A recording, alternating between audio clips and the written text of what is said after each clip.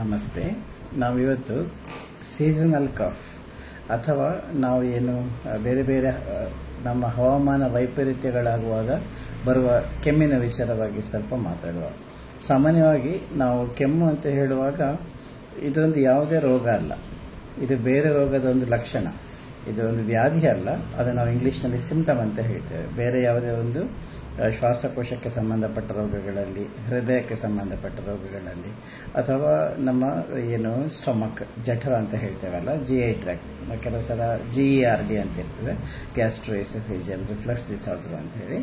ಅಂಥ ಸಂದರ್ಭದಲ್ಲಿ ಸಹ ನಮಗೆ ಕೆಮ್ಮು ಬರುವ ಸಾಧ್ಯತೆಗಳಿರ್ತದೆ. ಸಾಮಾನ್ಯವಾಗಿ ಈ ಸೀಸನಲ್ ಕಫ್ ಸಣ್ಣ ಮಕ್ಕಳಲ್ಲಿ ಜಾಸ್ತಿ ಕಂಡು ಬರ್ತದೆ. ಹೆಚ್ಚಾಗಿ 90% ಮಕ್ಕಳಲ್ಲಿ ಬರುವ ಕೆಮ್ಮು ಅಥವಾ ಸೀಸನಲ್ ಕಫ್ ಅಂತ ನಾವೇನು ಹೇಳ್ತೇವೆ, ಅದು ಬೇರೆ ಬೇರೆ ರೀತಿಯ ವೈರಸ್ಗಳಿಗೆ ಸಂಬಂಧಪಟ್ಟದ್ದು.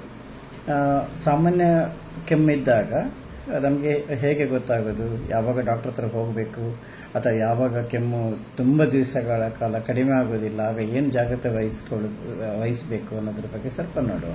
ಈಗ ಸಾಮಾನ್ಯವಾಗಿ ಮಾಮೂಲು ವೈರಸ್ಗಳಿಂದ ಅಥವಾ ವೈರಲ್ ಇನ್ಫೆಕ್ಷನ್ಸ್ ಅಂತ ಹೇಳ್ತೇವೆ, ಅದರಿಂದ ಬರುವ ಕೆಮ್ಮು ಸಾಮಾನ್ಯವಾಗಿ ಮಕ್ಕಳಿಗೆ ಬರುವಾಗ ಅದರೊಟ್ಟಿಗೆ ಶೀತ, ತಲೆನೋವು, ಮೂಗಲ್ಲಿ ಸಿಂಬಳ ಬರುವಂಥದ್ದು, ಸೀನು ಬರುವಂಥದ್ದು, ಬರೀ ಸಣ್ಣ ಮಕ್ಕಳಾದರೆ ಕಿರಿಕಿರಿ ಮಾಡುವಂಥದ್ದು, ರೆಸ್ಟ್ಲೆಸ್ನೆಸ್ ಅಂತ ಹೇಳ್ತೇವೆ, ತಲೆನೋವು ಬರುವಂಥದ್ದು, ಇದೆಲ್ಲ ಲಕ್ಷಣಗಳಿರುತ್ತೆ. ಮಕ್ಕಳು ಆಗಾಗ ಮೂಗು ತೂರಿಸಿಕೊಳ್ಳುವಂಥದ್ದು, ಮೇಲಿಂದ ಮೇಲೆ ಕೆಮ್ತಾ ಇರುವಂಥದ್ದು ಒಟ್ಟಿಗೆ ಇರ್ತದೆ. ಇದು ಒಂದು ಇಂತಹ ಕೆಮ್ಮು ಸಾಮಾನ್ಯ ನಾವು ಸೆಲ್ಫ್ ಲಿಮಿಟಿಂಗ್ ಅಂತ ಹೇಳ್ತೇವೆ. 4-5 ದಿವಸ ಅಥವಾ ವಾರ ಅಥವಾ ಹೆಚ್ಚಂದರೆ ಒಂದು 2 ವಾರದಲ್ಲಿ ಕಡಿಮೆ ಆಗ್ತದೆ. ಅದಕ್ಕೆ ನಾವು ಸಾಮಾನ್ಯ ಬಿಸಿನೀರು ಕೊಡುವಂಥದ್ದು, ಸ್ಟೀಮ್ ಇನ್ಹಲೇಷನ್ ಮಾಡುವಂಥದ್ದು, ಅಥವಾ ಸಾಮಾನ್ಯ ಕೆಮ್ಮಿನ ಔಷಧಿಗಳನ್ನು ಕೊಟ್ಟರೆ ಅಥವಾ ಮನೆಮದ್ದುಗಳನ್ನು ಕೊಟ್ಟರು ಕೂಡ ಹೆಚ್ಚಿನ ಸಂದರ್ಭದಲ್ಲಿ ಕಡಿಮೆ ಆಗ್ತದೆ.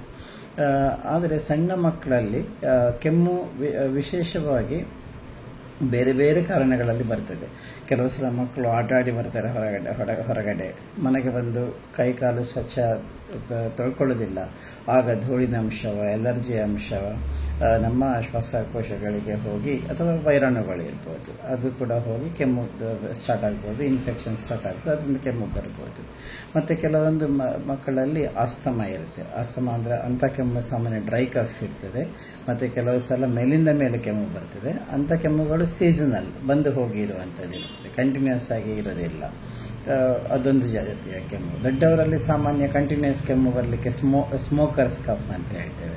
ನಾವು ಹೆಚ್ಚಾಗಿ COPD ಅಂಥ ರೋಗಿಗಳಲ್ಲಿ, ನಾವು ಕ್ರಾನಿಕ್ ಆಬ್ಸ್ಟ್ರಕ್ಟಿವ್ ಪಲ್ಮನರಿ ಡಿಸಾರ್ಡರ್ ಅಂತ ಹೇಳ್ತೇವೆ, ಅಂಥ ರೋಗಿಗಳಲ್ಲಿ ಎಡಬಿಡದೆ ಕೆಮ್ಮು ಬರ್ತದೆ. ವಿಶೇಷವಾಗಿ ಅವರಲ್ಲಿ ಏನು ಅಲ್ವಲೈಸ್ ಅಂತ ನಾವೇನು ಹೇಳ್ತೇವೆ, ಅದರ ಡ್ಯಾಮೇಜ್ ಆಗಿರ್ತದೆ. ಅವರು ತುಂಬ ಶ್ವಾಸ ತಗೊಳ್ಳಿಕ್ಕೆ ಸಹ ಕಷ್ಟಪಡ್ತಾ ಇರ್ತಾರೆ. ಅವರು ಕಂಟಿನ್ಯೂಸ್ ಕೆಮ್ಮುವಾಗ ಸಾಮಾನ್ಯ ಏನು ಕೈ ಬೆರಳುಗಳು, ತುಟಿ, ಮುಖ ಇದೆಲ್ಲ ನೀಲಿ ಆಗುವಂಥದ್ದು, ಇಂಥ ಲಕ್ಷಣಗಳಿದ್ದಾಗ ಸ್ವಲ್ಪ ನಾವು ವಿಶೇಷವಾಗಿ ಅದರ ಬಗ್ಗೆ ನಾವು ಜಾಗ್ರತೆ ಮಾಡಬೇಕು. ಹೆಚ್ಚಾಗಿ ಸ್ಮೋಕರ್ಸ್ ಕಫ್, ಸ್ಮೋಕಿಂಗ್ ಮಾಡುವವರಲ್ಲಿ ಕೆಮ್ಮು ಸ್ಟಾರ್ಟ್ ಆದರೆ ಖಂಡಿತ ಅವರು ಸ್ಮೋಕಿಂಗ್ ನಿಲ್ಲಿಸಲೇಬೇಕು ಅಂತ ಸಂದರ್ಭದಲ್ಲಿ. ಆ ಸಂದರ್ಭದಲ್ಲಿ ಕೂಡ ಅವರು ಸ್ಮೋಕಿಂಗ್ ನಿಲ್ಲಿಸದಿದ್ದರೆ ಅದು COPDಗೆ ಟರ್ನ್ ಆಗಿ ಕ್ರಾನಿಕ್ ಡಿಸೀಸ್ ಆಗಿ ಪರಿವರ್ತನೆ ಆಗ್ಬೋದು. ಅವರಿಗೆ ಕೂಡ ಬೇರೆ ಬೇರೆ ಸೀಸನಲ್ಲಿ COPD ಪೇಷಂಟ್ಸಿಗೆ ಅವರಲ್ಲಿ ಏನು ರೋಗ ನಿರೋಧಕ ಶಕ್ತಿ ಕಡಿಮೆ ಇರೋದ್ರಿಂದ, ಮತ್ತು ಅವರ ಶ್ವಾಸ ಏನು ನಾಳಗಳು ಅಥವಾ ಏರ್ವೇಸ್ ಅಂತ ನಾವು ಏನು ಹೇಳ್ತೇವೆ, ಅದು ಸಕ್ಷಮ ಆಗಿರೋದಿಲ್ಲ, ಕಫವನ್ನು ಹೊರಗೆ ಹಾಕಲಿಕ್ಕೆ ಸಕ್ಷಮ ಆಗಿರೋದಿಲ್ಲ. ಅದರಲ್ಲಿ ಏನು ಮ್ಯೂಕಸ್ ಸೆಕ್ರಿಷನ್ ಮಾಡುವ ಗ್ಲ್ಯಾಂಡ್ಸ್ ಡ್ಯಾಮೇಜ್ ಆಗಿರ್ತದೆ, ಅಲ್ವಲೈಸ್ ಡ್ಯಾಮೇಜ್ ಆಗಿರ್ತದೆ. ಸರಿಯಾಗಿ ಅವರಿಗೆ ಕಫವನ್ನು ಹೊರಗೆ ಹಾಕುವ ಪ್ರಕ್ರಿಯೆ ನಡೀತಾ ಇರೋದಿಲ್ಲ. ಅವರು ಈ ಸೀಸನಲ್ಲಿ ಏನಾದರೂ ಇನ್ಫೆಕ್ಷನ್ಸ್ ಬಂದಾಗ ಬಹಳ ಜಾಗ್ರತೆ ಮಾಡಬೇಕು.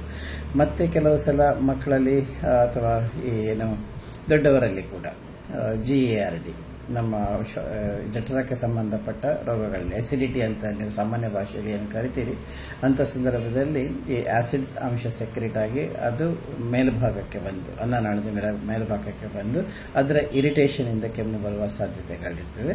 ಕೆಲವೊಂದು ಬಾರಿ ಎಲರ್ಜಿ, ಬೇರೆ ಬೇರೆ ಎಲರ್ಜಿಗಳಿಂದ ಕೆಮ್ಮು ಬರುವ ಸಾಧ್ಯತೆ ಇರ್ತದೆ.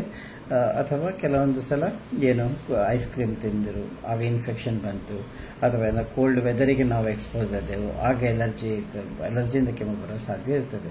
ಇನ್ನು ಕೆಲವೊಂದು ಬಾರಿ ಈ ಸಾಕು ಪ್ರಾಣಿಗಳು ಅದರಿಂದ ಕೂಡ ಅಲರ್ಜಿ ಬರುವ ಸಾಧ್ಯತೆ ಇರ್ತದೆ. ಈಗ ನಾವು ಏನು ಹೇಳ್ತೇವೆ ಪೆಟ್ ಡ್ಯಾಂಡರ್ ಅಂತ ಹೇಳ್ತೇವೆ, ಏನು ಅದರಿಂದ ಸಾಮಾನ್ಯ ಈ ಬೆಕ್ಕು ಅಥವಾ ನಾಯಿ ಸಾಕು ಪ್ರಾಣಿಗಳಿಂದಾಗಿ ಅದರಿಂದ ಅಂತಹ ಎಲರ್ಜಿಯಿಂದ ಕೂಡ ಕೆಮ್ಮು ಬರೋ ಸಾಧ್ಯತೆ ಇರುತ್ತೆ. ಅಥವಾ ವಿಶೇಷವಾಗಿ ಕೆಲವರಿಗೆ ದೇಹದಲ್ಲಿ IG ಲೆವೆಲ್ಸ್ ಜಾಸ್ತಿ ಇದ್ದರೆ, ಅಂದರೆ ಅವರಿಗೆ ನಾವು ಏನು ಹೇಳ್ತೇವೆ ಅಟೋಪಿಕ್ ಎಲರ್ಜಿಸ್ ಅಂತ ಹೇಳ್ತೇವೆ. ಅಂಥ ವ್ಯಕ್ತಿಗಳಲ್ಲಿ ಸಣ್ಣ ಪುಟ್ಟ ಕಾರಣಗಳಿಗೂ ಕೆಮ್ಮು ಸ್ಟಾರ್ಟ್ ಆಗ್ಬೋದು.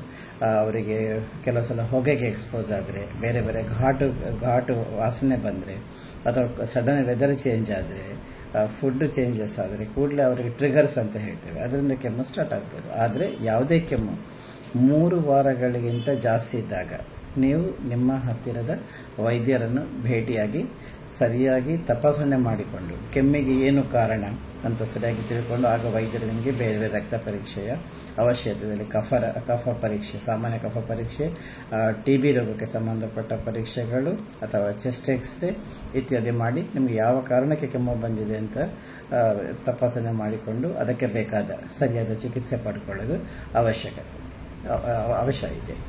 ಹಾಗೆ ಇದು ಕೆಮ್ಮಿಗೆ ಸಂಬಂಧಪಟ್ಟ ಸಾಮಾನ್ಯ ಕೆಲವು ಏನು ನಾವು ಜಾಗ್ರತೆ ವಹಿಸಬೇಕಾದ ವಿಷಯ ಮತ್ತು ಲಕ್ಷಣಗಳು. ಆದರೆ ಯಾವಾಗ ಕೆಮ್ಮು ತೀರಾ ಜಾಸ್ತಿ ಆಗ್ತದೆ, ಉಸಿರಾಡಲಿಕ್ಕೆ ಕಷ್ಟ ಆಗ್ತದೆ, ಮಾತನಾಡಲಿಕ್ಕೆ ಆಗೋದಿಲ್ಲ, ನಿದ್ದೆಗೆ ತೊಂದರೆ ಕೊಡ್ತದೆ, ಅಂಥ ಸಂದರ್ಭದಲ್ಲಿ ಖಂಡಿತ ಕೆಮ್ಮನ್ನು ನಿರ್ಲಕ್ಷ್ಯ ಮಾಡಬಾರ್ದು.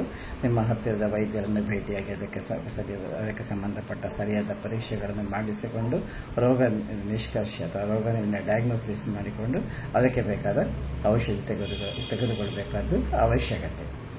ಸಾಮಾನ್ಯ ಚಳಿಗಾಲ ಬಂತು, ವೆದರ್ ಚೇಂಜಸ್ ಆಯಿತು, ಮಳೆಗಾಲ ಬಂತು, ಆಗ ಹೊರಗೆ ಹೋಗುವಾಗ ಚಂಡಿ ಆಗದೇ ಇದ್ದಾಗೆ ಅಥವಾ ಚಳಿ ಇದ್ದ ಸಂದರ್ಭದಲ್ಲಿ ಏನು ನಿಮ್ಮ ಕಿವಿ ಅಥವಾ ನಿಮ್ಮ ಮೂಗು ಇತ್ತು ಸರಿಯಾಗಿ ಮುಚ್ಚಿಕೊಂಡು ಅದರ ಬಿಸಿ ನೀರು ಕುಡಿಯುವಂಥದ್ದು, ಸ್ಟೀಮ್ ಇನ್ಹಲೇಷನ್ ಮಾಡುವಂಥದ್ದು, ಇದರ ಮೂಲಕ ನೀವು ಕೆಮ್ಮನ್ನು ತಡೆಗಟ್ಟಬಹುದು. ನಮಸ್ತೆ.